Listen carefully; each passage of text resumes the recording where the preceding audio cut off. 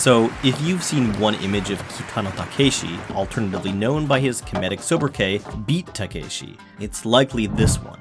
Takeshi in a white button-up shirt on a beautiful beach, smiling as he points a pistol to his head. Or maybe it's of Takeshi costumed as a shogun, giving commentary as regular Joes injure themselves in ridiculous obstacle courses on his seminal game show, Takeshi's Castle. Rebranded as MXC in the United States and given a creatively inaccurate English dub.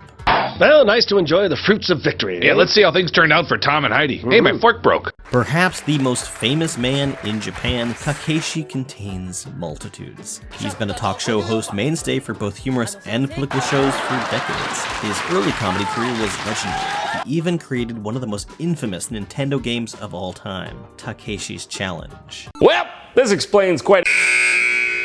But away from Japan, he's best known for one thing: his career as a film director. It's an odd situation. Tell a Japanese person that you know Takeshi for his movies, and they'll scratch their head in bemusement.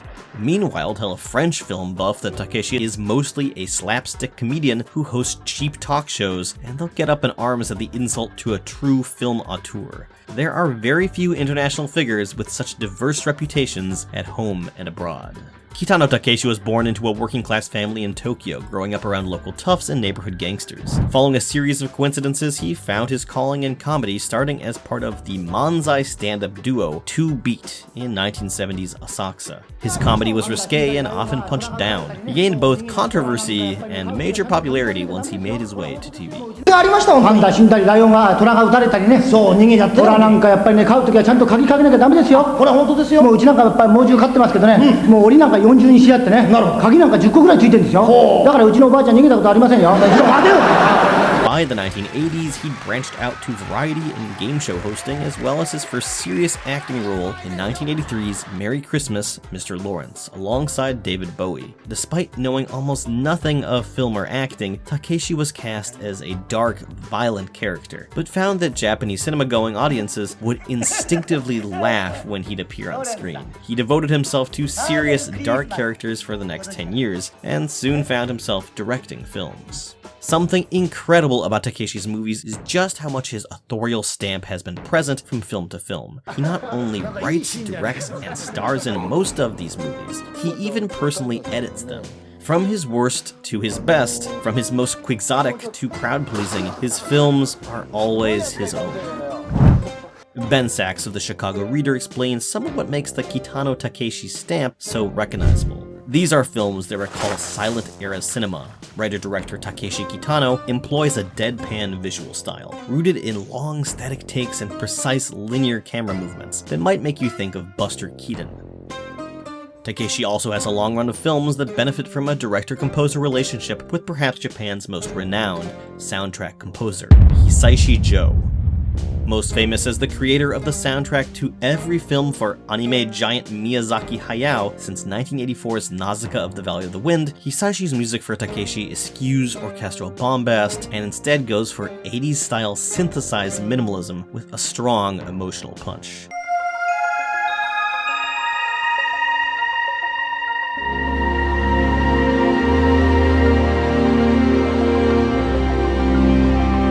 Hisaishi was brought on board because his style, as heard in Miyazaki's films, would foster a creatively arresting mismatch to Takeshi's deadpan, often violent role. And yet, it works, and the 8 scores Hisaishi produced for Takeshi are among his very best.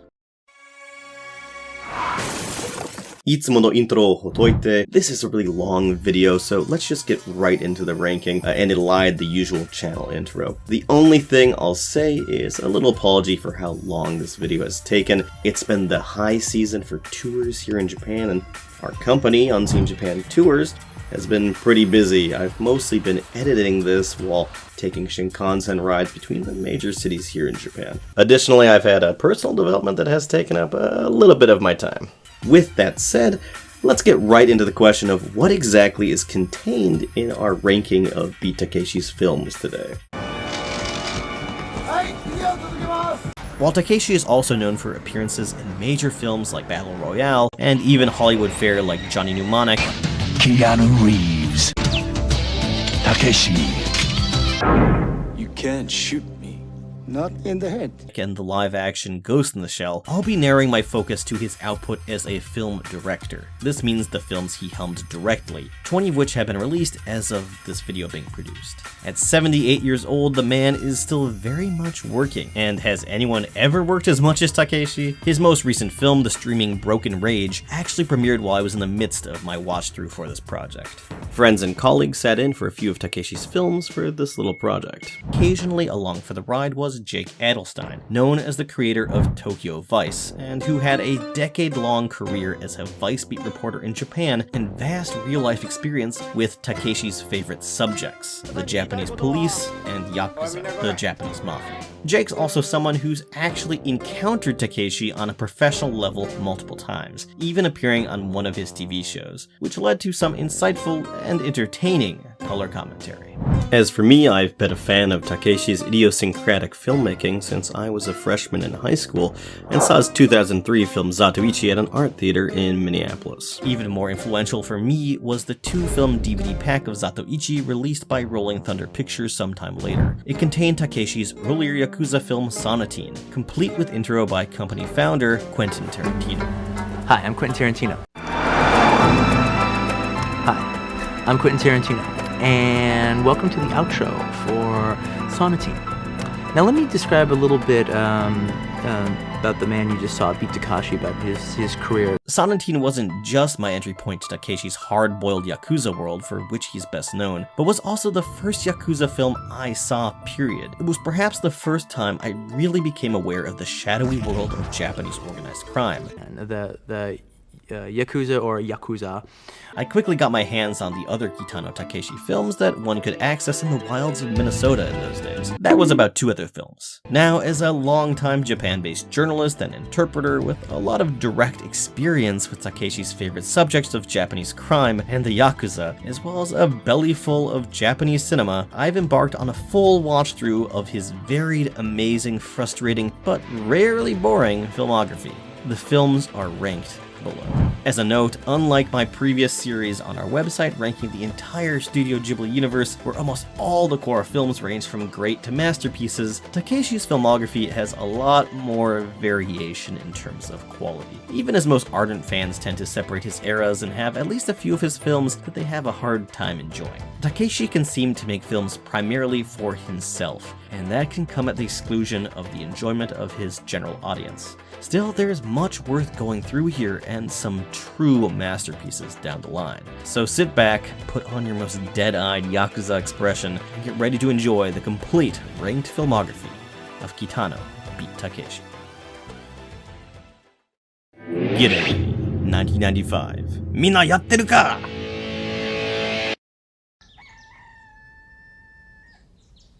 Kuruma da. やっぱり女は車だよな。車買うぞ! Look, every list has to have its low point, and getting any, when it's acknowledged at all, is almost universally regarded as Takeshi's biggest dud. Does this mean it's completely worthless? Going into the film, you should keep one thing in mind. This is 100% a gag film. It's a series of jokey set pieces and sight gags with only the smallest thread of connective tissue. A charisma-free protagonist, actor Duncan, futilely trying his best on a search for ways to pick up girls. His greatest ambition at the start of the film is to find a way to have car sex. 何か車をお探しですか? カーセックスのできる車が欲しいんですけど。 But this film is so structureless that even that obsession is soon cast to the wayside as his focus shifts to obtaining a gun and using it to get rich quick. After directing 4 serious films, all meeting with some fanfare abroad but a whimper at home in Japan, Getting Any is essentially Takeshi's attempt to return to his slapstick roots. It's more like a feature-length version of a 10-minute Japanese comedy sketch than an actual film. An understandable desire from the famed comedian Beat Takeshi, but sadly much of this humor will not work for audiences today. In fact, I'm pretty sure it didn't work back in 1995. 映画監督で呼ばれて行ったんだけど、最初で最後のこの映画に対して質問なんか一回も受けたことないんで。A reason the film is especially difficult to engage with today is how it treats women as items, not just within the protagonist's adolescent mindset, but the world of the film as a whole.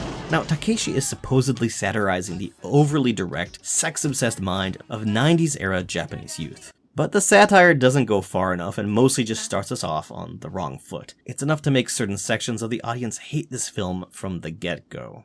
The movie is full of innumerable references and spoofs, from recreations of a particularly famous robbery case from the 1950s to Japanese monster movies to Takeshi's gangster-focused film career, including a Penn and Teller-looking Yakuza boss who really outstays his welcome. In one scene set in a movie studio, we even get a jocular take on the famous cinematic blind swordsman Zatoichi, nearly a decade before Takeshi would play the character himself in a vastly more serious film. At best, a few of these gags are mildly funny.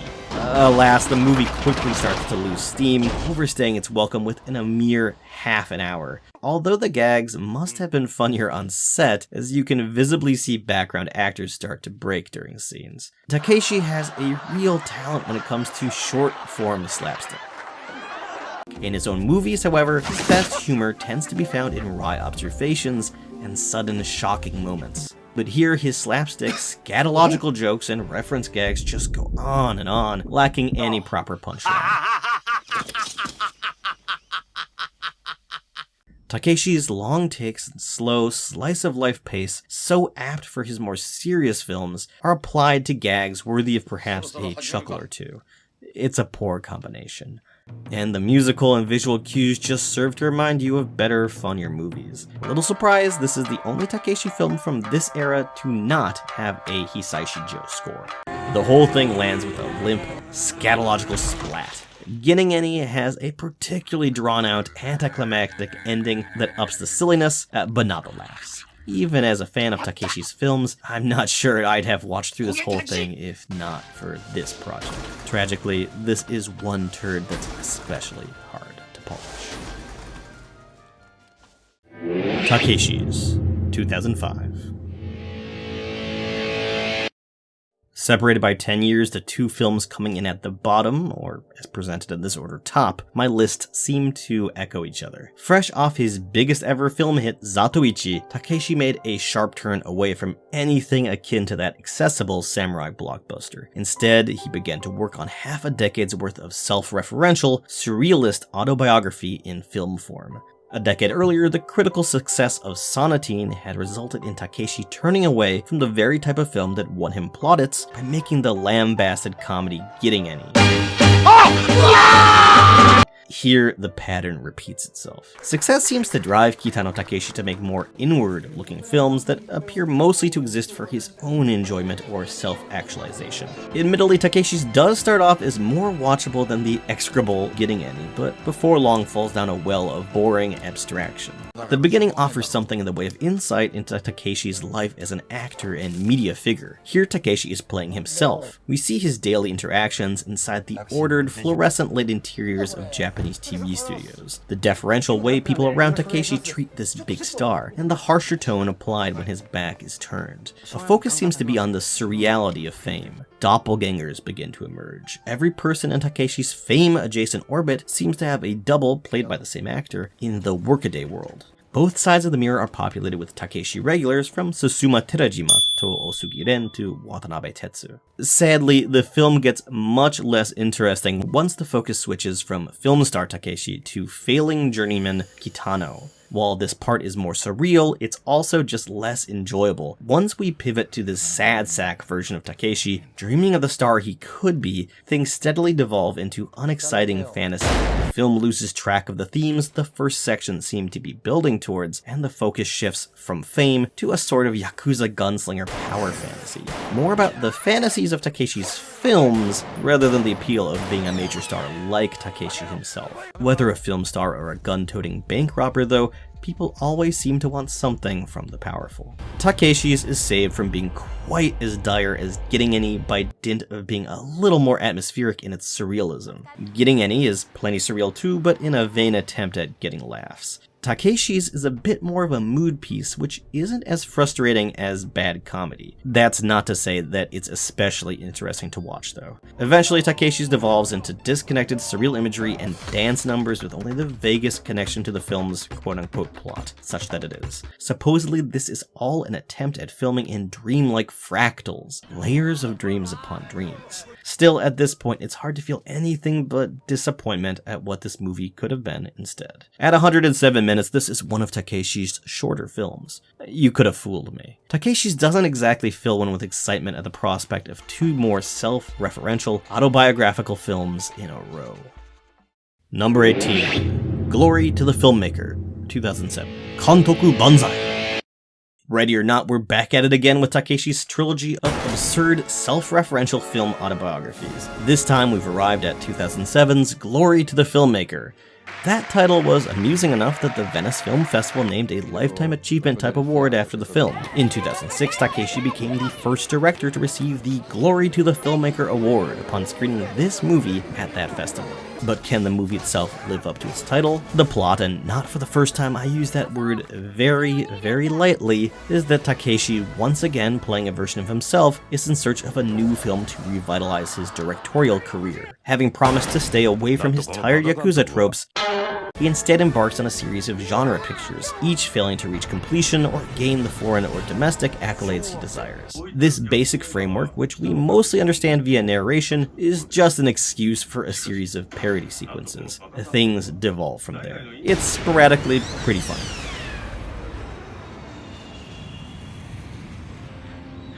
Film styles parodied include the straight-on domestic 1950s black and white drama of Ozu Yasujiro, one of Japan's most celebrated directors. A few good jokes are drawn from how poorly cast Takeshi is within these contexts. An omnipresent narrator explains matter-of-factly that Takeshi's direction lacks class compared to Ozu's, and that Takeshi looks more like an illiterate laborer than a relatable everyman. We get a smattering of mildly amusing, hackneyed romance film setups, and Takeshi's take on the post-war nostalgia of Yamazaki Takashi's Always, Sunset on 3rd Street from 2005. The first 20 minutes or so of the film prime you to expect the gag-heavy parodies of Takeshi's much earlier Getting Any, the film this one is most often compared to. A return to that painfully unfunny style of filmmaking isn't likely to entice many to watch Glory, sadly. Strangely though, the Sunset on 3rd Street riff plays it mostly straight. Takeshi plays what feels like a version of his own father here, a cruel workaday drunk who beats his wife. The narrator eventually pipes in that post-war squalor and poverty are darker than Takeshi's usual Yakuza violence. Then the section unceremoniously ends. What I can say for Glory to the Filmmaker is that it's less obnoxious than Takeshi's previous straight comedy flicks. If you know a fair bit about Japanese genre films, you may have some fun with this.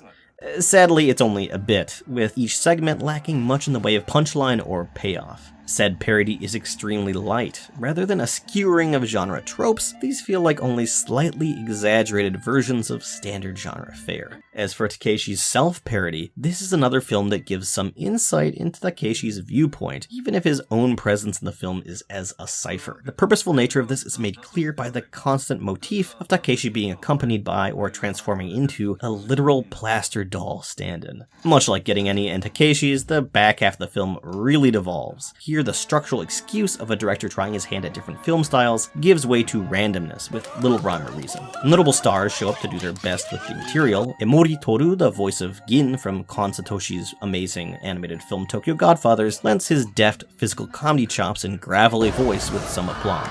Meanwhile, Kishimoto Kayako and Suzuki Anno play a pair of strange women implied to be aliens born from a pair of asteroids. At this point, the movie has fully lost the plot, but I have to admit to finding the sheer randomness of this section relatively entertaining. Certainly more of the gags land than in Getting Any. Now, it may well be that I'm suffering from some sort of Stockholm syndrome here, or perhaps I set my expectations just low enough, expecting another obnoxious comedy slog. But for once, the randomness sort of worked for me. I was chuckling at a number of the gags, which is more than I can say for Takeshi's other comparable comedy films. Not enough to recommend this film to anyone other than Takeshi's diehards, but at least I'm not upset that I own the Blu-ray for Glory to the Filmmaker.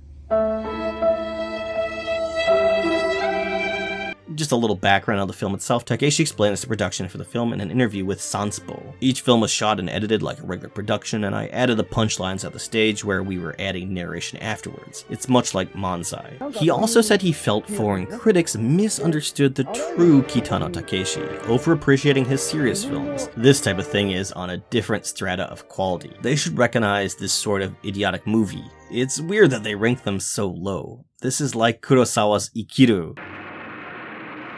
Sorry Takeshi, glory to the filmmaker still isn't making it very far up this ranked list. But in this case, at least, I sort of get what you were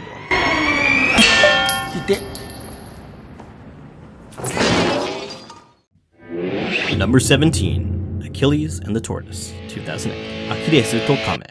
Well, at least we can say each of these three films improved on the previous entry. Despite being considered part of the same self-reflexive trilogy as Takeshis and Glory to the Filmmaker, Achilles and the Tortoise feels like something very different. This is mostly because Achilles actually functions as a movie. Well, mostly.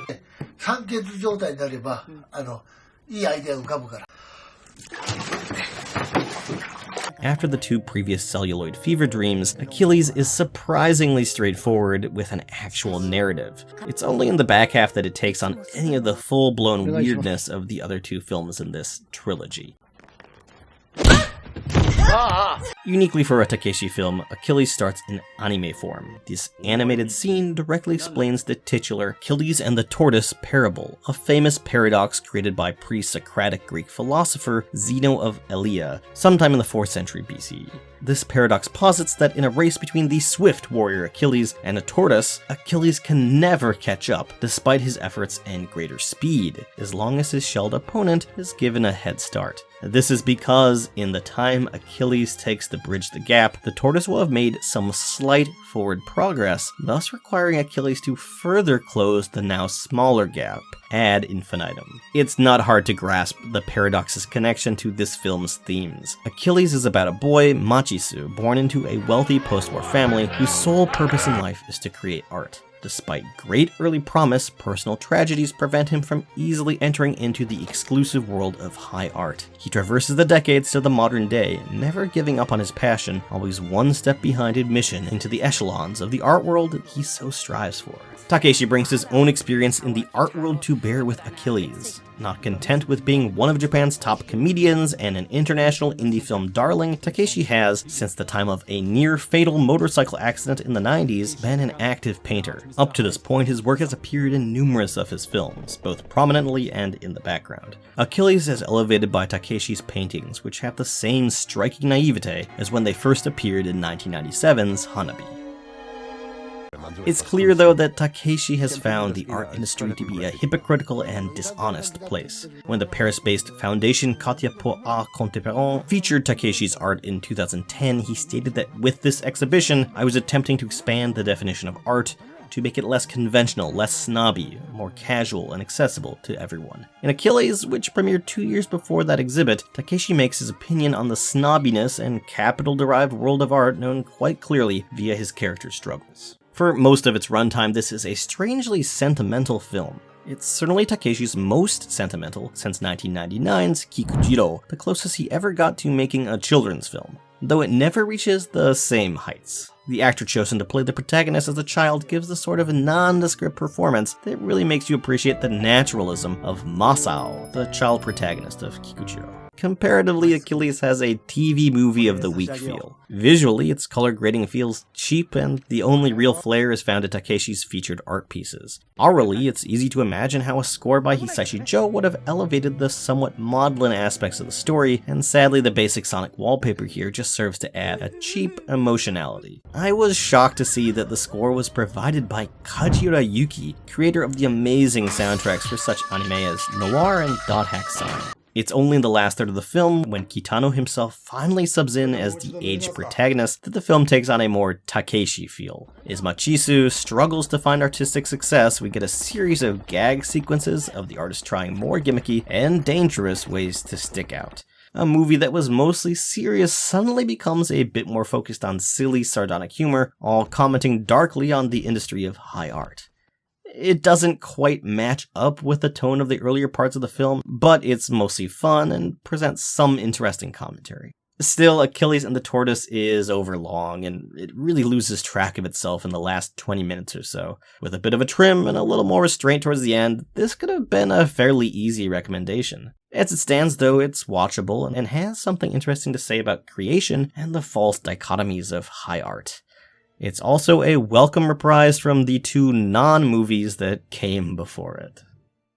Number 16, Outrage Coda, 2017. Outrage 最終章. I'd hazard that Outrage Coda, the final in Takeshi's late-stage Yakuza trilogy, has since its release been the Takeshi film I've been least interested in. This is in part due to its strangely cheap-looking theatrical poster. This thing really screams thrown together in Photoshop. Takeshi looks especially rough on the cover. For the first time, he's truly looking aged here, going from old but tough to, should he really still be working as a Yakuza grunt? This is something his film Broken Rage would mine for comedy 8 years later. I was also a bit mystified as to why this basic-seeming series would really need 3 films. No other Takeshi movie even has a sequel. So I'm happy to report that Outrage Coda is actually pretty enjoyable. Does it justify its own existence? I suppose so, since it does build on the other 2 films. Still, you'll get more out of this if you've been following the convoluted saga of the Hana-bi versus Sano Yakuza family war in the previous entries. For most of the runtime, the movie lacks the sort of lethargy you'd expect from a late-stage second sequel. Like the second film, it's more straightforward than the first Outrage, with fewer plot meanderings. It's a mostly easy-to-follow slow burn of internecine Yakuza plotting, followed by shootouts. The cast is a mix of returning and new, grunting, gesticulating Yakuza types, and the late Nishida Toshiyuki plays his central role with special viciousness.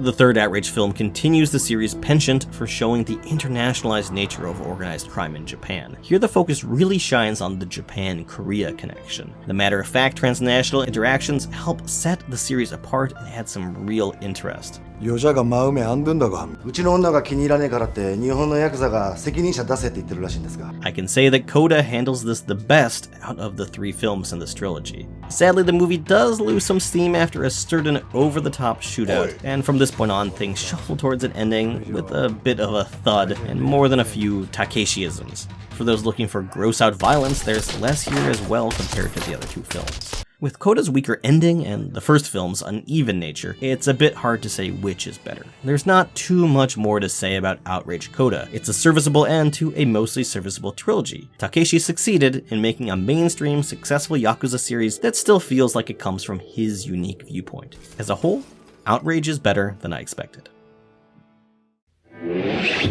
Broken Rage, 2024. The most recent Kitano Takeshi film as of this video, Broken Rage is a departure in many ways. For one thing, it's Takeshi's first streaming film, with its major release having taken place on Amazon Prime. It's also his shortest film, at only a few minutes past a single hour, more like a long streaming episode than a 2-hour-plus epic like his previous film, Kubi. It also has a novel structure, such that even explaining the format of the movie is something of a spoiler. Really, Broken Rage is a knowing, cheeky summation of Takeshi's entire career, especially his late-stage career. It's about an aged Yakuza hitman carrying out seemingly perfect kills on gangster toughs. Or is it? In the film, Takeshi pulls most directly from his Outrage series, something the title Broken Rage clearly references. But then he switches up in midstream. Takeshi has been visibly aging for more than 2 decades now, with even his Zatoichi from 2003 feeling a tiny bit, and I do mean just a tiny bit, over the hill. Broken Rage turns the suspension of disbelief that a 77-year-old Takeshi could be the ultimate hitman on its head. The movie starts out painfully bog standard, like a cheaper version of the already not so deep Outrage, but soon comes to resemble Glory to the Filmmaker era Takeshi more than Outrage era Takeshi. Thankfully, Broken Rage is more on point than any of the mid-2000s Takeshi comedies, and most thankfully of all, is short enough to justify itself. I had a good enough time with it when I reviewed the film after it first came out, and now returning to it after having watched every single one of Takeshi's 20 films, there's more to chuckle at. Especially relevant is having the Outrage series, with all their positive and negative qualities, fresh in my mind. This is a movie that contains both Takeshis, Beat and Kitano. Being a fan of both sides of the director-comedian will make this a more enjoyable time, and as an experiment in film structure, I can at least say this is an interestingly off-kilter outing that really is something different.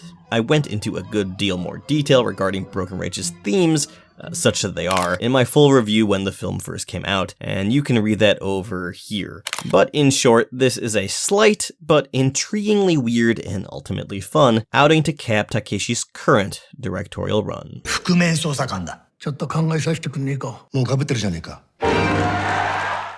Number 14, Outrage, 2010. Outrage. In 2010, almost 10 years to the day since his previous gangster pick, 2000's Brother, Takeshi at last made his return to the Yakuza genre. Besides Zatoichi, he'd made a decade's worth of movies running as far from his hard-boiled filmic roots as he possibly could, including films directly mocking his own career choices and stereotyping.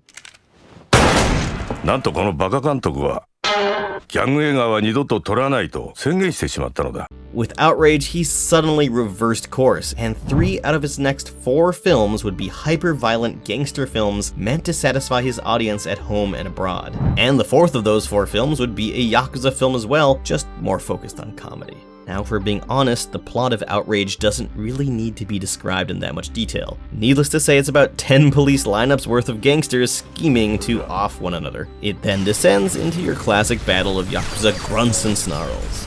The violence is more visceral, if less artsy, than Takeshi's 90s classics. It goes a bit overboard, with the Yakuza threatening an ambassador from a very made-up African country, Embassy of Gabanan. It's a bit hard to take the movie seriously after this entire subplot, or so I thought, until Jick Adelstein pointed out to me that this was based on a real case involving the Yakuza and a foreign embassy.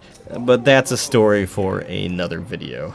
Still, scenes of all-powerful Yakuza able to abuse ambassadors and police are a bit funny to see when you know real Yakuza history. The Japanese underworld was only a year away from receiving a near-death blow from Japanese contract law of all things that's seen their numbers dip by some 80%. The movie does have an interesting international feeling thanks to this, though. It also doesn't shy away from the multinational ties of the Yakuza, including their historical web of Iranian drug peddlers and English-speaking underbosses. Look what you've done. Sadly, the awkwardly delivered English language dialogue brings down the intimidation factor. No, I didn't do this. I didn't do that. You work for us. Or this goes straight to the cops. No. As does some less than convincing acting in general. Scenes of Yakuza blackmailing civilians are similar to those in director Itami Juzo's superior anti-Yakuza film, The Gentle Art of Japanese Extortion, or Minbo. The rest of the movie is mostly just scenes of violence, with mid-level gangsters torturing and beating other Yakuzas and associates. Still, there is some of the old Takeshi humor and style, like when a host from a scummy Yakuza-run hostess club inadvertently tries to scam a client he doesn't realize is also a Yakuza.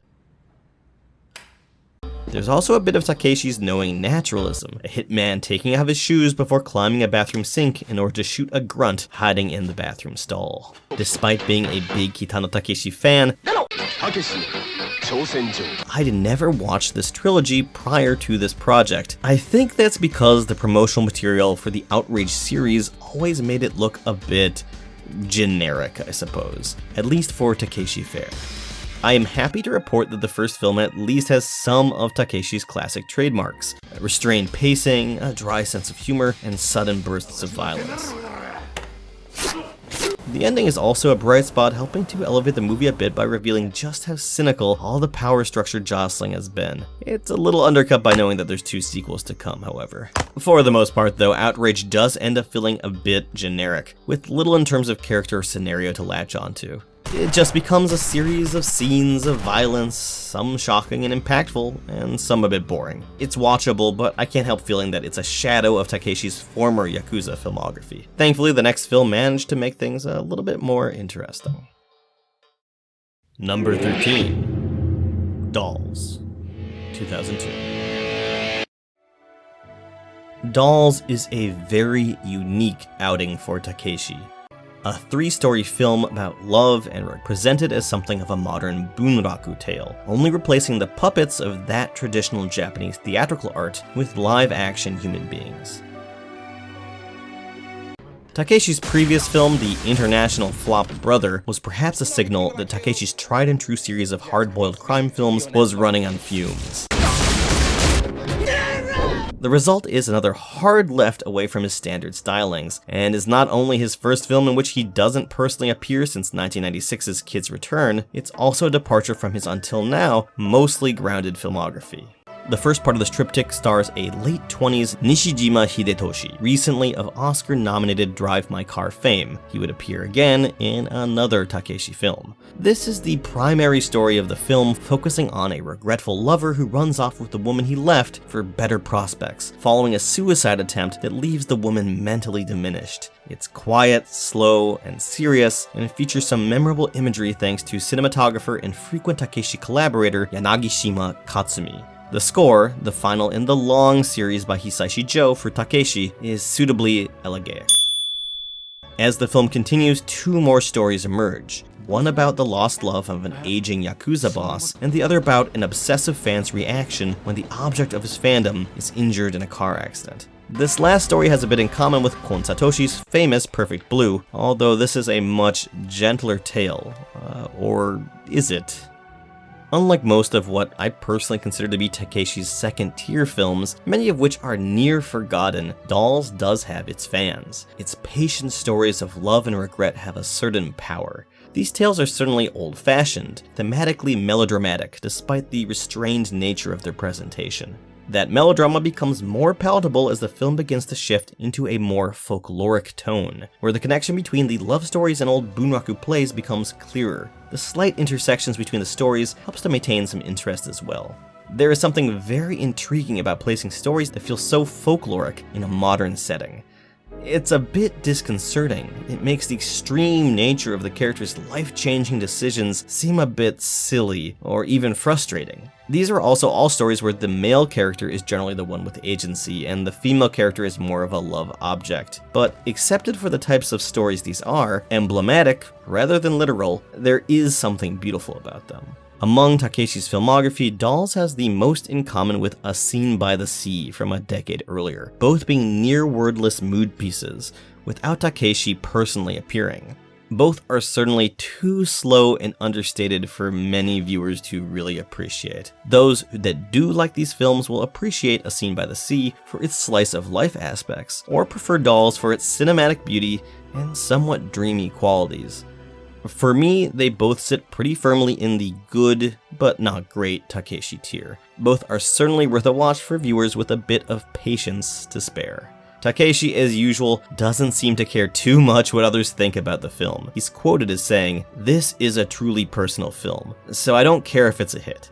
It's like when you're overjoyed drawing something. Creating ceases to have any connection to how the creation is received. I'm fine if it comes up poorly and people don't want to see it. There's just some movies you want to make. This seems to apply to most of his movies, and is essential to understanding his unique attitude towards creation. Number 12. Brother, 2000. Throughout the 1990s, Kitano Takeshi was presented with an interesting quandary. Despite being such a massive media figure in his home country, as a filmmaker, his movies were finding a more devoted and appreciative audience abroad. 日本人はね、知らないんですよ、俺映画監督でね、まあ知られてるなんてな。ですね、もう入ってくるなり、外人の方々がですね、ブースの外にね、ずらりといるんですけれども、これまた。テレホンカード売りに来たんだよ。This was mostly on the film festival and art house circuit, but he must have felt there was potential for a real breakout hit if he turned his focus directly towards Hollywood. 俺は外国で結構知り渡った映画監督で。いや、びっくりしましたよ。お前ら本当にビートたけしだと思ってんの？外国がたけしさんだったら大変だ、結構いけるんだよ。The end result is 2000's Brother, a perfectly misguided endpoint for early stage Takeshi. Are you Japanese? Want me to introduce you to some good-looking babes? The film co-stars and especially Takeshi Takeshi opposite recognizable American actor Omar Epps, with a plot laser targeted for cringe. What the fuck do you want, cabrón, huh?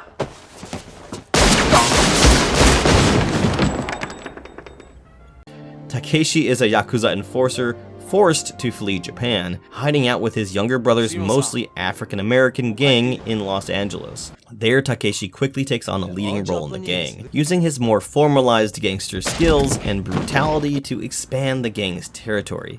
Basically, he's showing the Americans how it's really done, as though gangs in the US don't know how to use violence to their advantage. This leads to numerous racialized showdowns between Takeshi's adopted gang, other African-American gangs, Latin American gangs, and finally the Italian mafia. Racial epithets fly almost as often as the gang wore bullets. Asshole doesn't even speak English. 彼、黒人の人たちとなんかやばいことやってるみたいで、気をつけた方がいいですよ。 Some shit, motherfucker, man. You don't give up, do you? With this being a film written and directed by someone with only a tangential experience of America, its crime scene and multi-ethnic cultural framework, you can imagine how awkwardly some of this plays out on screen. The thing, though, is that Brother is so misguided and so awkwardly presented with a mix of Japanese and English dialogue and acting that ranges from competent to outright ridiculous. Damn! No tip this time! Hey, Danny. What happened? Oh, hey guys.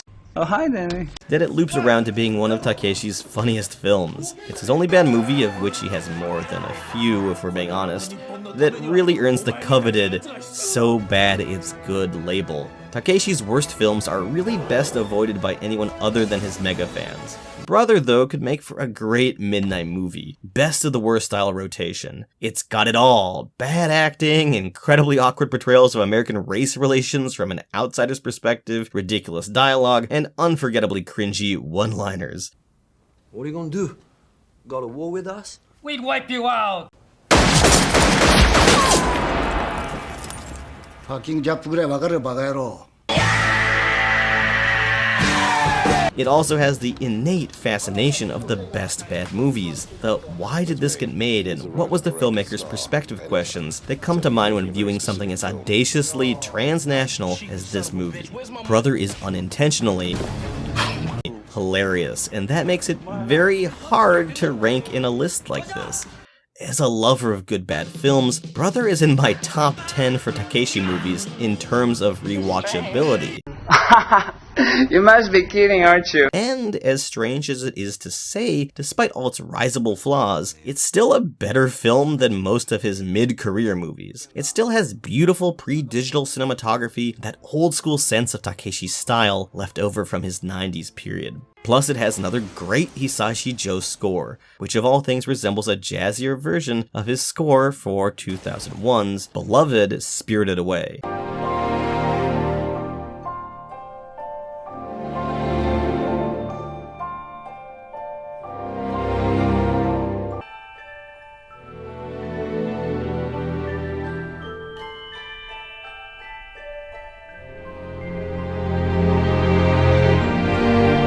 So if you're looking for something fascinatingly bad and very watchable, Brother is by far the best of Kitano Takeshi's worst. I'm a Michael Jordan. What? I'm a Michael Jordan. Nah, you more like Michael Gordon. Not Michael Jordan, don't get it twisted. You must be kidding, aren't you? Number 11. A Scene at the Sea, 1991. あの夏一番静かな海. Only 3 films in Takeshi's early filmography, and here we have his first foray away from his bread-and-butter street violence. Instead, A Scene at the Sea is a gentle story about a deaf couple living in beachside Kanagawa Prefecture. After discovering an abandoned, broken surfboard on his garage truck route, the boyfriend, played by real-life surfing champion Claude Maki, What are you gonna do? Go to war with us? Attempts to learn to surf. The film takes the slice-of-life elements from Takeshi's second film, Boiling Point, and allows them to exist without the constant threat of blowout gunfights. With its unique viewpoint characters, both of whom are deaf, it's also a film that forsakes much in the way of dialogue. It's also Takeshi's first film where he stays solely behind the camera. As such, your mileage may vary. There's one major addition here to the Takeshi arsenal. Hisaishi Joe has finally arrived to score the next decade's worth of the director's films. From the instant his elegiac synth starts playing over our MC's attempt to fix his foundling surfboard, something shifts. Hisaishi's score brings a completedness to Takeshi's minimalist scenarios and restrained cinematography. The staid faces of his characters going about their daily lives becomes soulful. We feel a yearning, a hopefulness. We feel a greater depth to the plainly presented world around them. With Hisaishi's arrival, Takeshi's films finally feel whole.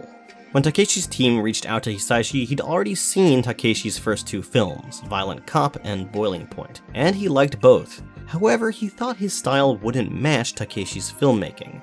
When he refused the offer, Takeshi said he'd wait a full month for Hisaishi to reconsider, and this impressed the composer enough to convince him to come aboard.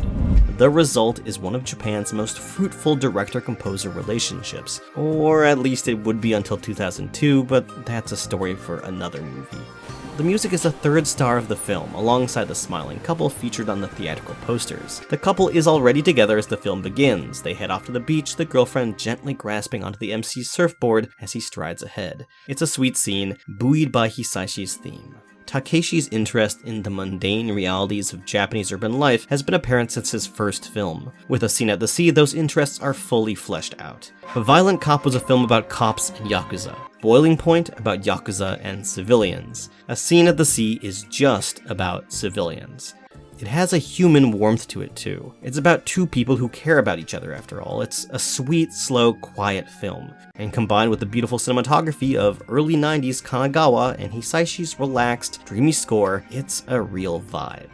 Unfortunately, the vibe gets a bit too quotidian as the movie becomes more about surfing and less about the relationships. Towards the end, there's a surfing competition filmed in near public access documentary style, where Takeshi's restrained directorial flair really pushes into shoot the rodeo style boredom. The last few minutes are also likely to frustrate some viewers, even with a great final montage and Hisaishi's emotional score. In the end, A Scene at the Sea is a strong, early outing for Kitano with a unique viewpoint. It'll likely touch some viewers in a way his more violent fare really doesn't do. Some moments offer a transcendent view of the beautiful mundane that really makes the film worth watching, while others are a bit on the monotonous side. Overall, a good, but not quite fully great film from Takeshi that nonetheless contains some elements of greatness. Number 10. Beyond Outrage, 2012. Outrage Beyond.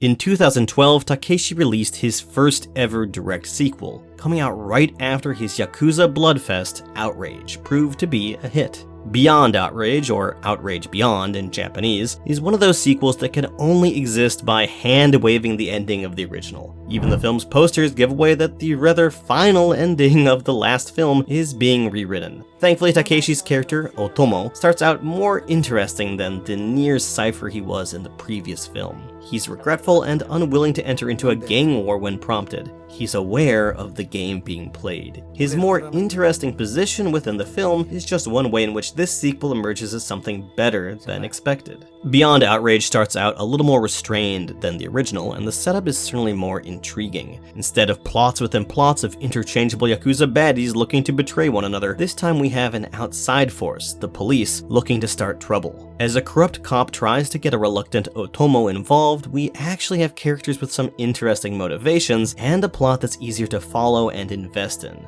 It's also a more focused film, without Takeshi's usual meanderings or plot cul-de-sacs. Part of the joy of Takeshi's best films are these little freewheeling asides, but for a more straight Yakuza film like those of the Outrage trilogy, this tighter structure is actually appreciated.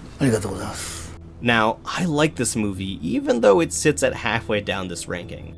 Former Vice Beat journalist and real-life Yakuza expert Jake Adelstein of Tokyo Vice fame, however, has told me this is among his favorite Takeshi films. He prefers its gritty style and extreme bloodletting. Like the first Outrage, it also reveals some of the complexities of the Yakuza. In this case, the multi-ethnic nature of crime organizations in Japan and the power of ethnic Korean Yakuza groups. I asked Jake to tell us a bit about what exactly he likes so much about Beyond Outrage and the series as a whole, and this is what he had to say. The first two films in the series captured the brutality, pathology, and the real reality of the modern Yakuza and their interactions with society and the police better than any Yakuza film have ever done. The tagline for the first film was that they are all bad guys, but you will discover there's a difference between bad guys with honor and those with none at all. I am in the minority, but I believe that it is his best work and maybe some of his best acting. Themes of police corruption are interlaid in Beyond Outrage 2 with a memorable quote. 今は覗きや痴漢で捕まる刑事もいるし、ヤクザも刑事も同じようなもんですよ。 We also get enjoyably cynical scenes of police berating a Yakuza patsy for his poorly thought out cover story. ヤクザ持ってんじゃねえよおら!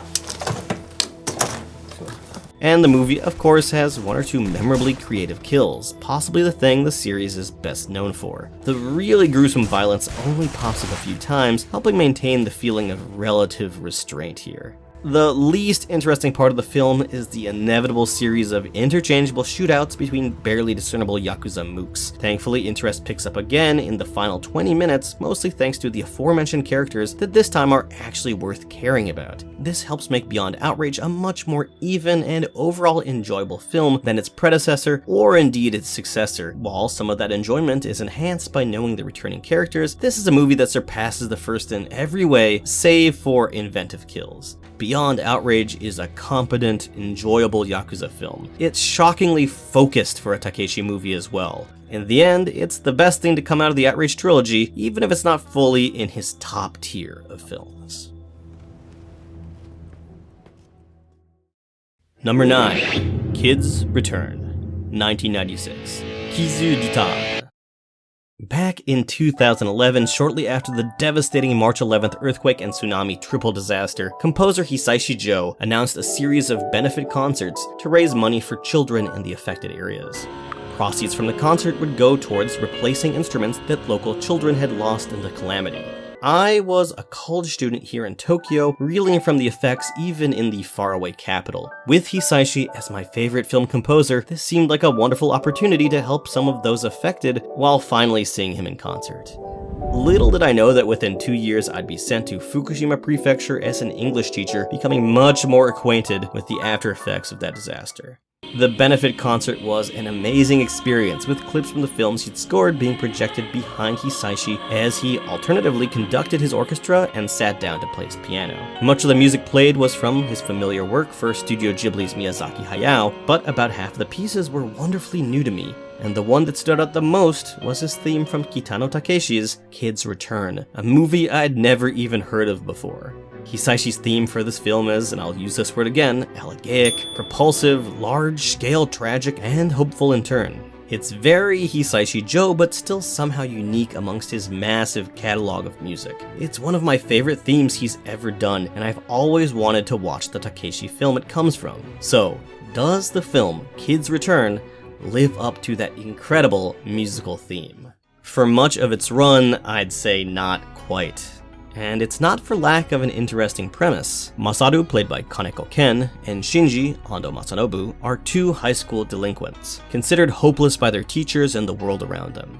Masaru is the more vicious of the two, with Shinji relying on his tougher friend. But when their bullying of other classmates gets them embroiled in a light feud with a student boxer, it turns out Shinji is naturally gifted at the sport, and the two begin down parallel paths, one to sport and one to crime. Takeshi is unflinching in his depiction of these delinquents. They're economically disadvantaged, but that doesn't mean that they're just misunderstood kids. They're bullies. Sadly, it's a little hard to feel compassion for our protagonists when we see one of them beating classmates in public until they fork over whatever cash they have on them, stealing love letters to mock a young student with a crush, and even throwing a dart into a classmate's head. Essentially, they're your classic schoolyard menaces, delinquents who love to see others suffer. This is pretty unpalatable, especially as the core story seems to focus on a bully training in boxing to become a better bully. This means there's a bit bit of thematic discord between the usual down-under-luck, coming-of-age sports framework of the film and the cruelty of the main characters. Now, boxing films don't need sympathetic characters. Not everyone needs to be a Rocky. Raging Bull, one of the best films of all time, is about a thoroughly reprehensible protagonist. But our main duo here can't hold a candle to the likes of Jake LaMotta. Not that it's fair to compare these fine young actors to De Niro. It doesn't help that the main character Shinji is essentially a cipher beyond his relationship with the other punk. On the other hand, Takeshi's real-life experience growing up in poor areas of Tokyo helps ground this film with some real societal interest. It's no surprise that kids like these drift towards the Yakuza. In the 1990s, joining up with organized crime was still very much a pathway for young toughs with little promise. Takeshi even reminisced that during his childhood, there were two types of people that were considered cool: professional baseball players and Yakuza. Before making Kid's Return, Takeshi had just survived a motorcycle crash that nearly killed him. Perhaps it left him thinking about his past. There's also a theme about uninterested teachers and kids who are given up on. The school system is cold and uncaring. The school's reputation and the pupils' ability to take standardized entrance exams is placed above their personal well-being. Still, using the worst delinquents to make this point isn't all that inspiring, and plus it's well-worn territory in Japanese media. I'll take my Urameshi Yusuke's and Kuwabaras from Yu Yu Hakusho over these two. Urameshi! But it turns out, much of the discomfort or frustration stemming from this dramatic tension is worth it. In its last portion, the different paths these two have chosen come in contact. Their relationship is thrown into a different light. They now exist in the separate milieu of sports and crime. It's clear, however, that they still care for each other. In the last moments of the film, as Hisaishi's score wells up around the two main characters, and we see all they've gone through, and the hard road they still have to go down, everything finally clicks. It's one of the most meaningful endings Takeshi has ever made, up there with his best, and Hisaishi's score is a big part of why it works. This ending saves the film, making something unpalatable suddenly meaningful. So I'm still unsure how I feel about the film as a whole, but with that ending in mind, it's certainly one of the Takeshi films I'm most interested to revisit. And I'll always have that soundtrack. Number 8.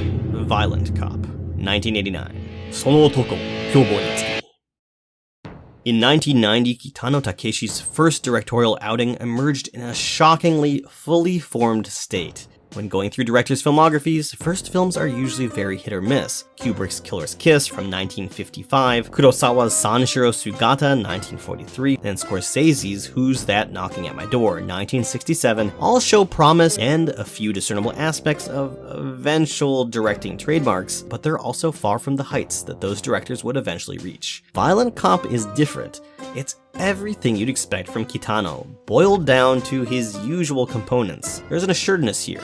Kitano comes into his directorial life somehow fully formed. You've got the silences, the long shot, the sudden bursts of violence. You have self-destructive characters hurtling towards implosion. This is all the more impressive given that Takeshi was never meant to be the director of this film. Instead, he was cast as the lead, and the movie was slated to be more outwardly comedic. A mix of disagreements with the original director, the legendary Fukusaku Kinji, and scandal over Takeshi acting very much like a Yakuza, breaking and entering a muckraking magazine he had beef with, and physically roughing up the journalists therein. It led to the near shelving of this film.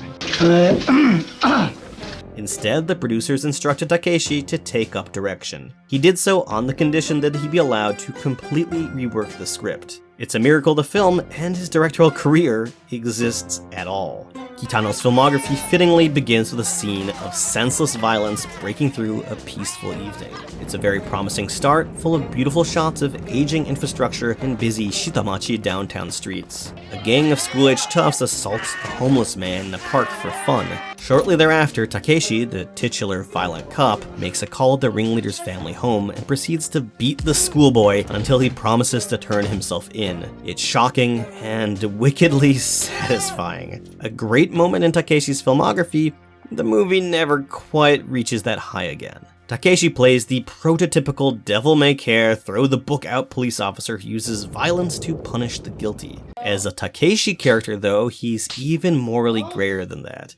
He's a bully and a gambler and incredibly touchy about the subject of his mentally disturbed sister. Like many Takeshi characters, he's basically a charming sociopath. And the plotline with his sister may be especially upsetting to some viewers. Something that immediately stood out to thoughtful viewers in 1989 was the way Takeshi treats the police force. They're far from heroes. The cops may act stoic and tough, but are just as easily overwhelmed and at risk as the punks they brutalize. For Jake Adelstein, this realism was a major appeal when the movie first came out. The police's use of language was so accurate. The way they moved, too, I really loved that. Discussion of Violent Cop often focuses on how Takeshi wanted to make a serious film in place of the original comedic version. This is interesting because the film still has plenty of his classic deadpan. For a while, the movie is actually quite funny, if in a very dark sense, until it suddenly really isn't. The increasing violence shocks the film out of its humorous reverie. One of the most remarkable features of the film is the portrayal of the randomness of violence at its height. People become the sudden victims of violence not intended for them. After they suffer irreparable harm, these same victims are never spoken of again. Life moves on until the next violent outburst. And who knows who the next victim will be, intended or unintended. It's a stark thing, and a great sign of Takeshi's unique viewpoint and themes already taking hold.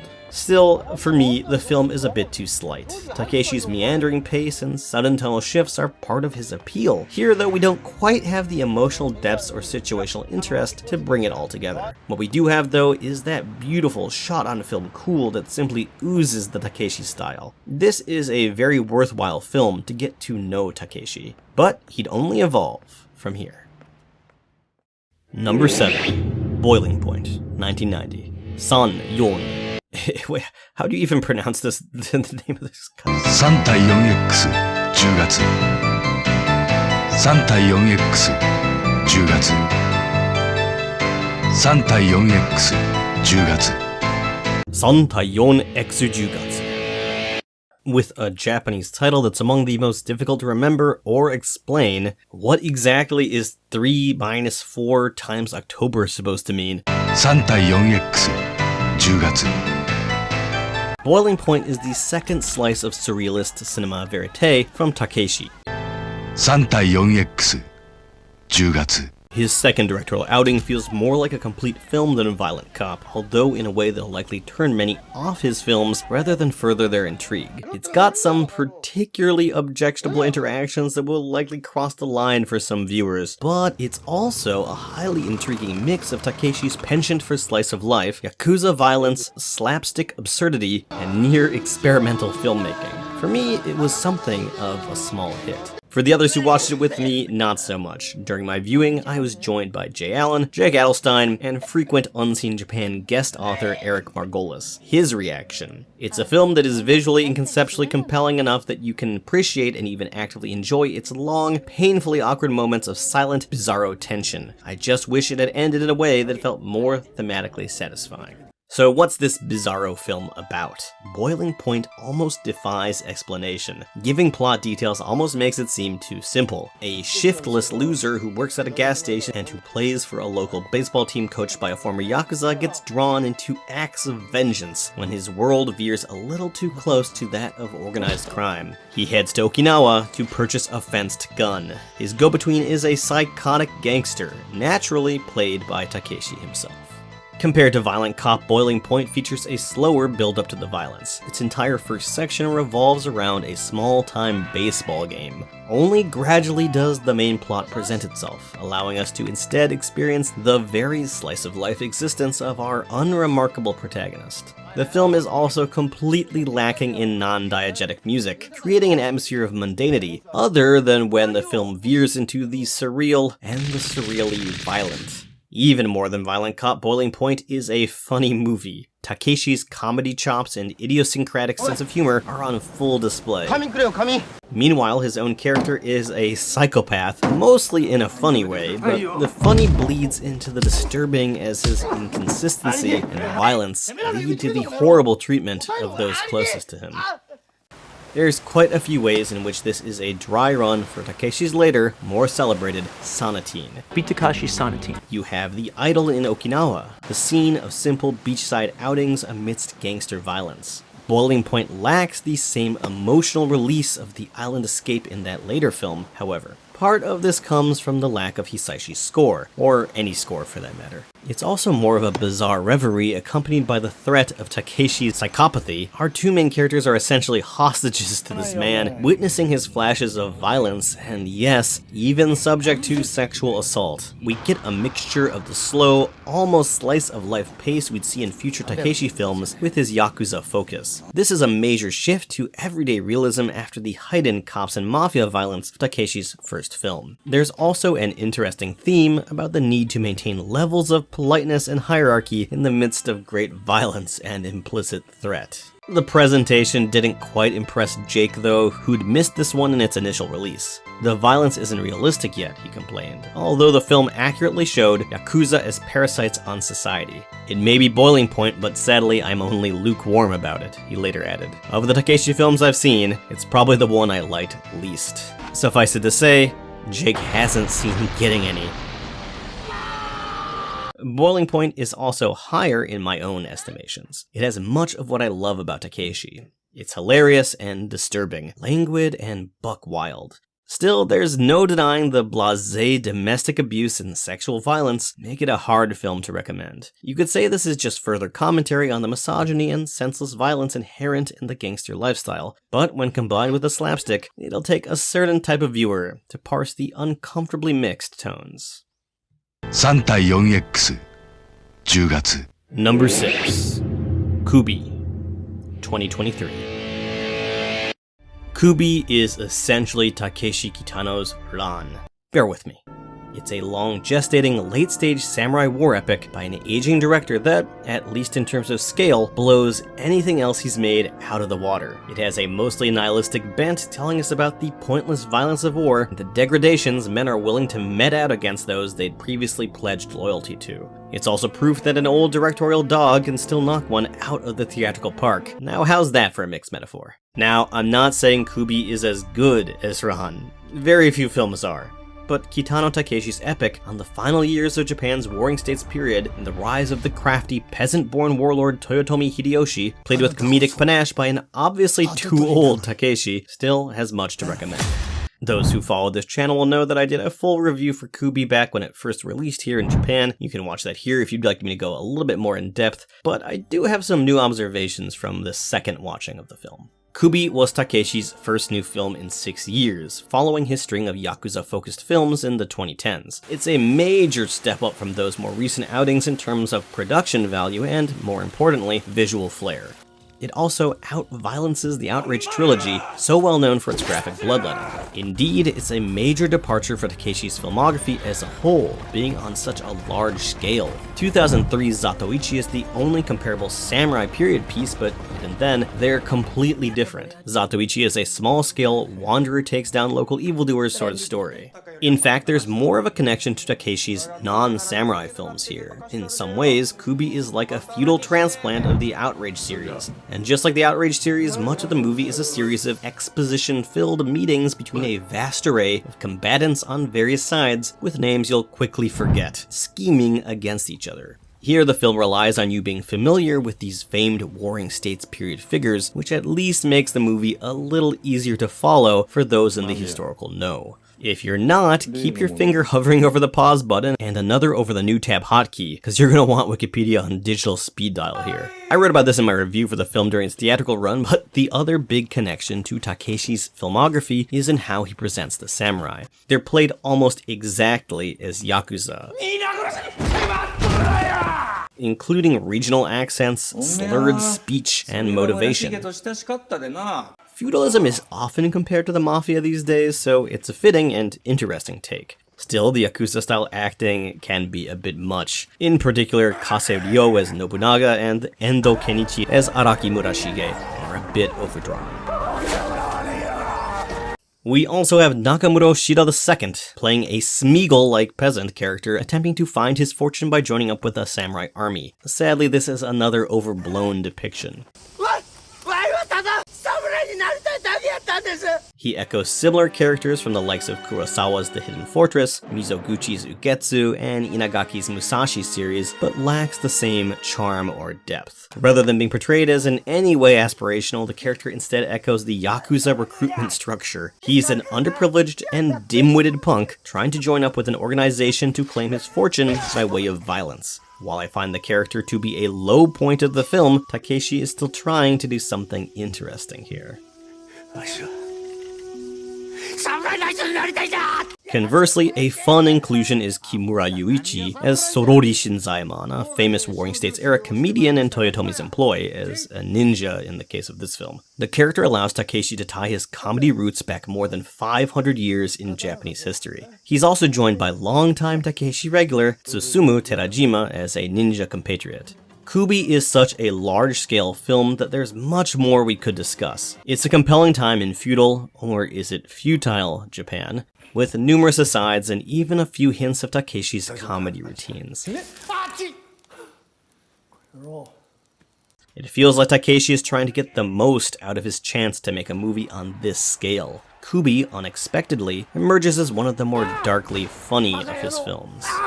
All the film's lesser and somewhat annoying qualities are front-loaded, and by the time the credits roll, Takeshi has provided us with an epic that only he could have made. Despite spiritual similarities to the Outrage series, Kubi has a much greater scope, and I'd say greater rewards. For such an ambitious late-period film, you can only be pleased it actually came to fruition.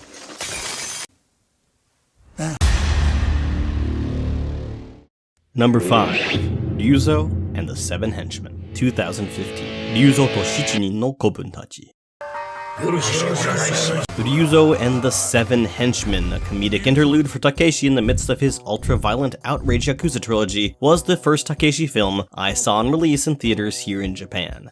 I was a 20-something English teacher in Fukushima Prefecture and had loved every Takeshi film I'd seen, which was 4 films total, all from the cream of his crop. So when I first saw Ryuzo, a jokey and somewhat meandering story about retired Yakuza getting the criminal band back together, I was a bit disappointed.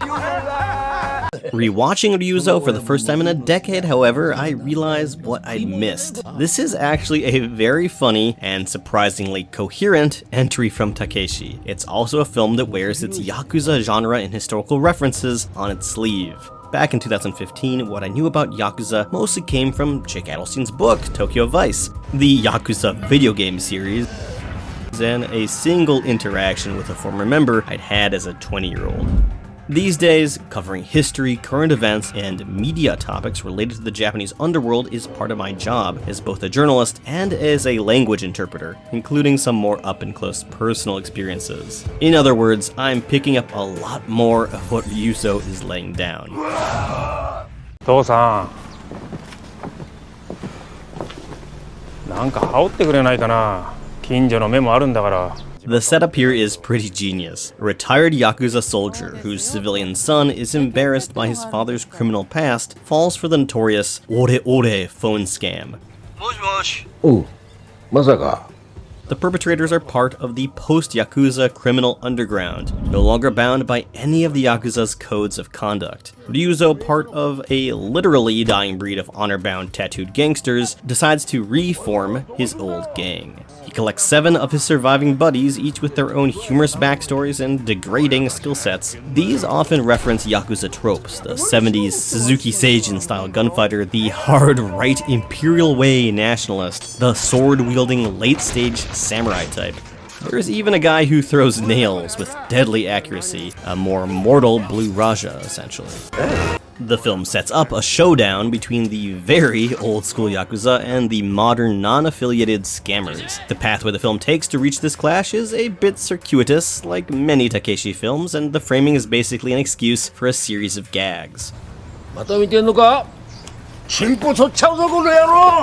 unlike so many of Takeshi's straight comedy films, the structure still holds. In other words, this feels like a real movie rather than a jumble of unrelated sketches. This is because the humor stays on point.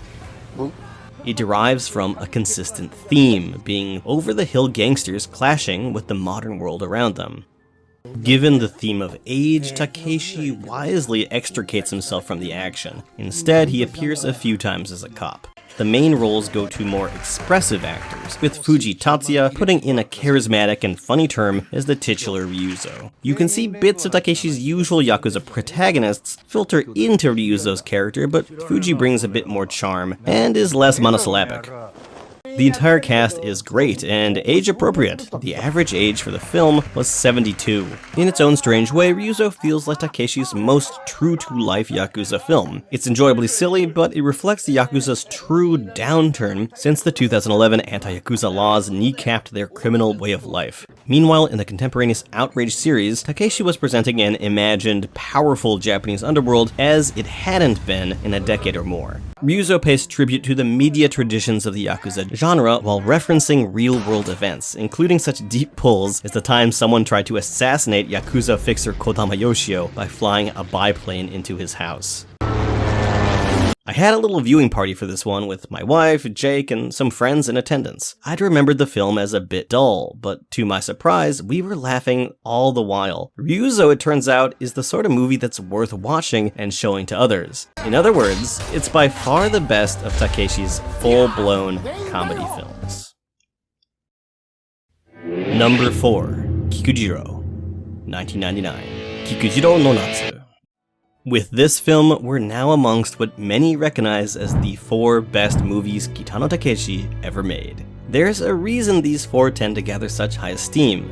We start off with a movie that's both very Takeshi and yet very unique in his filmography.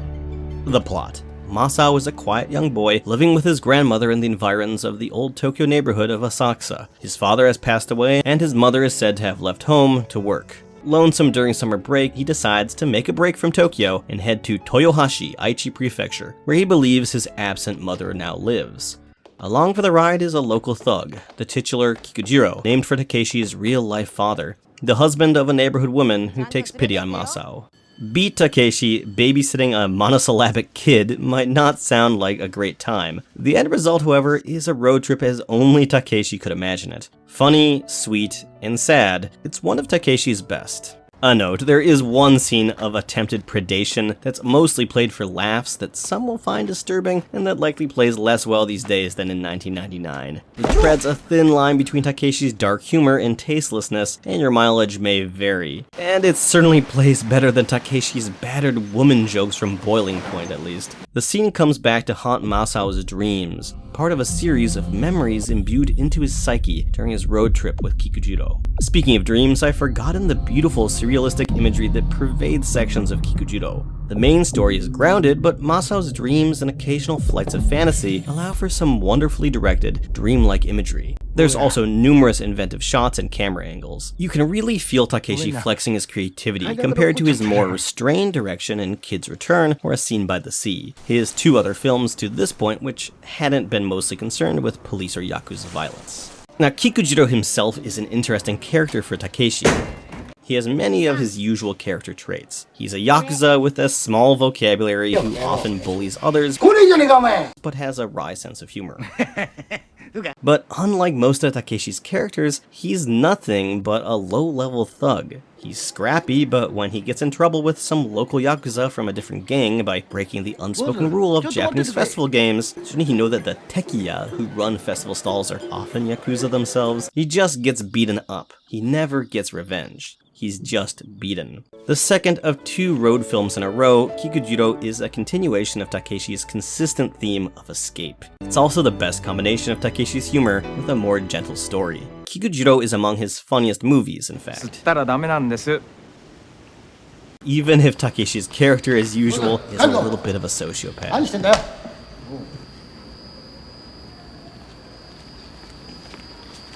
Something I noticed more on this viewing than before. But his slowly developing paternal relationship with Masao, in whom he clearly starts to see a little of himself, has a warmth rarely seen in his filmography. If Kikujiro doesn't quite hit the highs of the following 3 films, it may be because the film feels a little overlong. It's a bit flabby in the middle as Kikujiro and Masao attempt and fail to hitchhike for a few too many scenes in a row. But it still has some real emotion and surprisingly impactful moments. It's about the ways adults can impact children by their presence or absence, how positively a little creativity and kindness can affect a child, or how negatively absenteeism can hurt them. The theme holds true for both principal characters. More than its main themes, though, the movie is also an exploration of the joys of childlike imagination, both in children's ways of perceiving the world and how adults utilize creativity to associate with children. It's got some great life lessons, although maybe don't mimic Kikujiro too much. Rampant theft, willful acts of endangerment, threats of violence, actual violence. Kindly or not, Kikujiro lives up to the Yakuza tattoos on his back. Number 3. Zatoichi, 2003. In 2003, Takeshi made his most surprising film to date, one that was a hit at the Japanese box office.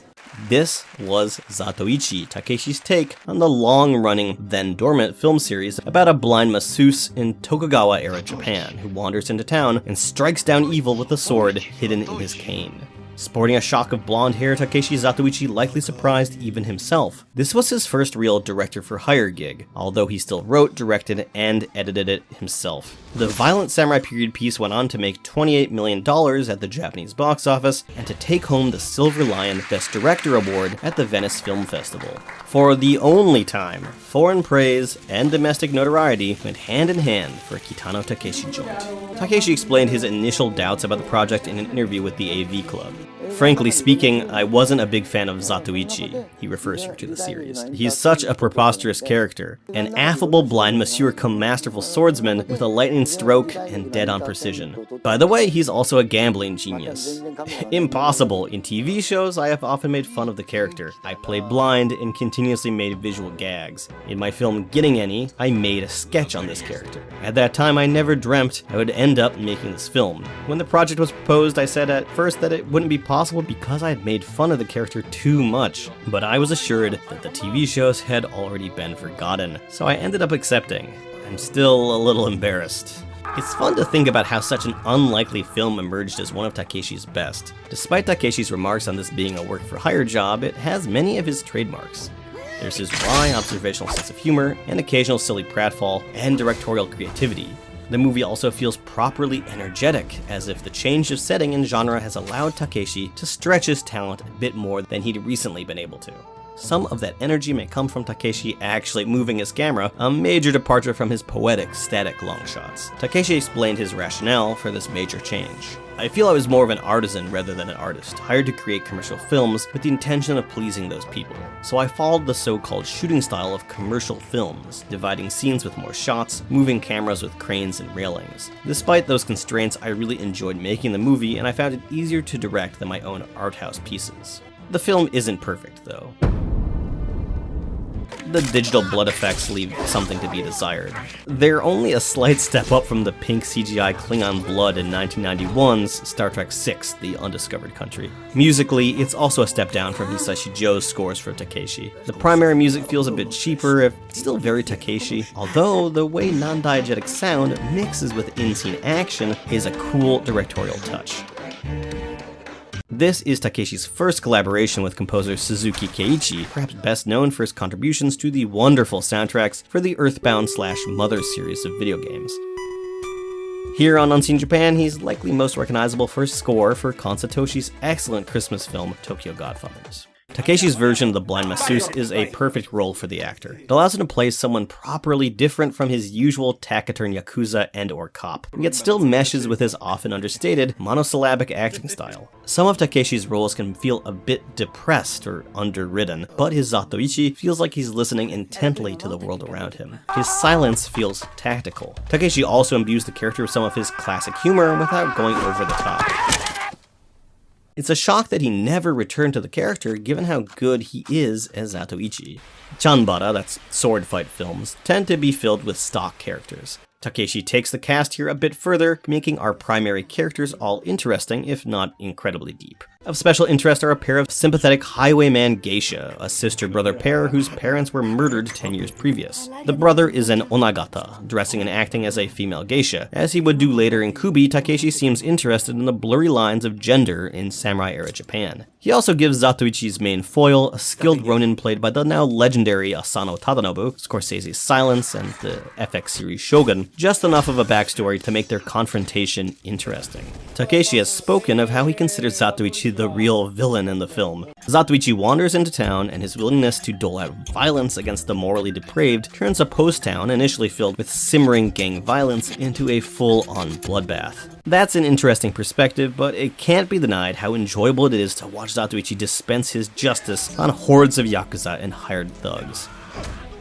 There is a bit of an issue that I think might be a natural outcome of the Zatoichi formula. Zatoichi wanders into town, meets suffering townsfolk, and takes down the bad guys. This means that Zatoichi is actually the least motivated character in the film, and that the characters with the most cause for action end up with less agency. But enjoying this sort of film means reveling in the power/justice fantasy, and in this sole case, seeing Takeshi actually playing a heroic, selfless character. That makes Zatoichi perhaps Takeshi's most purely enjoyable film. It's certainly his most approachable. It's at the opposite end of his highly personal, idiosyncratic fare, and honestly, that's not a bad thing. I'm sure I'm not alone in wishing he'd made a few more like Zatoichi. Number 2. Hana-bi, Fireworks, 1997. And at long last, we come to Kitano Takeshi's 2 undisputed masterpieces. In this film, Takeshi plays a silent cop with a violent temper boiling underneath. Does it feel like I've been repeating myself here? It's fitting though, because Hana-bi is like the grown-up version of Takeshi's freshman outing, Violent Cop. In this film, Kitano Takeshi is Detective Nishi, thrown off the force after a deadly encounter with a criminal. His daughter has passed away, and his wife is slowly dying of cancer. Nishi has the Yakuza on his back over loans he took out to pay for his wife's treatment. He's at the end of his road, or so it seems, until he hits the road on a cross-country car trip with his wife. Hana-bi, originally released in America under the translated title Fireworks, is an obvious choice for any Takeshi ranking best of class. It's the film that fully brought Takeshi to the attention of overseas cinephiles and tastemakers, and when it played in competition at the 54th Venice International Film Festival, it did something incredible. It took home the Golden Lion. Takeshi himself has relayed just how much that changed his film's prospects back home in Japan. The moment I won the Golden Lion for Fireworks at the Venice Film Festival, everything changed. The comedian, who occasionally made films as a part-time job, had turned into a world-famous cinema maestro almost overnight. It only proves how the Japanese are obsessively sensitive to the reaction of foreign countries. Perhaps Hana-bi remains Takeshi's most famous film because it's his easiest to take seriously. It's the most grounded. It lacks the surrealism that so animates parts of his other masterpiece Below. It's a Takeshi film through and through. The slow pace and sudden violence make that clear, but the story itself is surprisingly straightforward. Takeshi himself is stylish and aloof. This is the serious Takeshi that many foreign observers think is his natural state. What Hana-bi also has that many of Takeshi's films lack is true emotionality. It's not just about nihilism or the elegant beauty of normal life, it's about love at the end of a road filled with tragedy, but a love that endures nonetheless. There's really nothing else like it in Takeshi's filmography. How many of his films are as likely to strike as deftly at your heartstrings as Detective Nishi does at the eyeballs of thuggish Yakuza? Hana-bi is a film about a laconic man for whom everything is coming to an end. His family, his work, his usefulness. His friends are dead or off the force. His wife, terminal. And yet, in his own quiet, and sometimes violent way, he's trying to do his best to help the people he most cares about. Fittingly, Hana-bi's score is one of Hisaishi's most wistful and indeed notable. It's melancholic, but often with a tinge of forward motion. Hisaishi expertly matches Detective Nishi's drive to right what few wrongs he still can. This is also the first film where Takeshi's post-accident injuries are visually apparent. His face twitches, half frozen, but in a way, this only adds to his relative stoicism. He now looks physically roughed up, matching his internal emptiness. Takeshi incredibly took what for many would be a career-ending injury and made it a part of his screen presence. Shots of the film are also filled with Takeshi's own paintings. Takeshi took up painting during his convalescence following his accident. His works are striking in their color and naive simplicity. An outsider artist on paper and on film, his paintings fit the themes of this deceptively simple film. This is certainly the most downbeat, no pun intended, of the classic-era Takeshi films. It's an actively sad film compared to the nihilism of Sonatine. Still, it has those great Takeshi staples, sudden bursts of humor and of explicit violence. This uniquely ties in with quiet scenes of great tenderness. There's even a meditative quality, especially when it comes to Takeshi's own art. Hana-bi is also among his most beautiful films, with its focus on floral motifs. The movie shifts from its somber tone into something more wistful and wry as Nishi takes his wife on their final road trip. While not as surreal as Sonatine, Hana-bi shares that film's and Kikujiro's longing to return to the simple pleasures of childhood. In the midst of death, violence, and deadening tragedy, simple joys, like the fireworks of the film's title, take on deeper meanings. Just like fireworks though, the beauty emerges and then, inevitably, disappears. The catch copy for Hana-bi is a fitting one. When the time comes, will you have someone to hold you? After watching Hana-bi, you might just want someone with whom to do just that. This is a great film by Kitano Takeshi. Number 1. Sonatine, 1993. Sonatine. In the end, could it ever have been any other film? Hana-bi is the only movie in Takeshi's filmography that could possibly give Sonatine a run for its money. To my mind, they're both unquestionably Takeshi's masterpieces. These are the two films where all the promise of Takeshi's filmmaking, all of his idiosyncrasies, his deadpan, his poetic view of mundane life mixed with stark violence, the humor he finds in life's foibles, his insight into the deadened souls of career criminals and the law enforcement that contend with them, they all come together into something very nearly sublime. Violent Cop and Boiling Point 3対 4X 10月 were the blueprint, and Hana-bi and Sonatine are the basic aspects of Takeshi's unique viewpoint come to full artistic fruition. They're the quintessential Takeshi films. Sonatine is the story of Murakawa, the ultimate stoic Takeshi Yakuza. Living a life of violence has nearly completely deadened this man. He barely bats an eye when he accidentally kills a recalcitrant shop owner by forcing him underwater for too long. And Murakawa isn't the only Yakuza who's dead in the eyes. All the gangsters in this film move in a languid, emotionless manner, resigned to a routine present and a grisly end. When his boss decides to send him to Okinawa on a flimsy pretense in order to get rid of him, Murakawa and some underlings go to ground at a rustic house on an idyllic Okinawan beach. Here, the film's gang violence magically grinds to a halt, and Murakawa and his crew begin to relax, to forget about the nihilism and the bloodletting. Engaged in juvenile summertime games, they begin to remember what life can actually be. The scenes at the Okinawan beach are perhaps the best in Takeshi's entire filmography. Everything about them is pitch perfect, buoyed by one of the very best scores Hisaishi Joe ever produced. It's synthy and elegiac, there's that word again, and so perfectly fits the sublime surrealism of these Yakuza on their beachside reverie. These scenes are playful, nostalgic, and wistful all at the same time. They somehow fill the viewer with joie de vivre alongside a sense of impending loss. But the greatness doesn't stop there, continuing as Sonatine begins to build towards its inevitable conclusion. The movie is filled with indelible images, contrasts of beautiful nature and gushing blood. Summertime rainstorms, blinding sun on white beaches, muzzle flares in the darkness, and the most famous Takeshi image of all, his rueful smile as he points a gun at his own head. Is it in jest, or is his desire for final release real? All this brings forth the rarest of experiences in a Takeshi film, actual emotion. As the Yakuza come briefly back to emotional life, so too do you, the viewer. The film leaves you on an extremely impactful note, one that's plaintive and wistful. That's an impressive emotion to generate from a conclusion that literally ends with a bang. The Sonatine is essentially perfect from beginning to end. Watching all of Takeshi's films has only reinforced just how much he got this one right, that there really is something special at work in Takeshi's creative process. If his creative impulses drive him to make nigh unwatchable films like Getting Any or Takeshi's, That same impulse led him to Sonatine and Hana-bi and Zatoichi and Kikujiro. They're all part of a continuum of Takeshi putting all of himself so clearly on his canvas.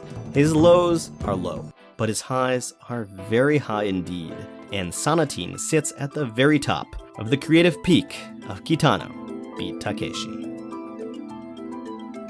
And with that, our journey through the filmography of Kitano Takeshi has come to an end. Now it's your turn to go out and do your own watch through and form your own opinions on one of Japan's most fascinating creators. But in case you wanted to see what my tier list for his films would look like, well, here it is. Anyway, in the meantime, enjoy Sonatine, and I'll see you after the movie. Okay, bye-bye.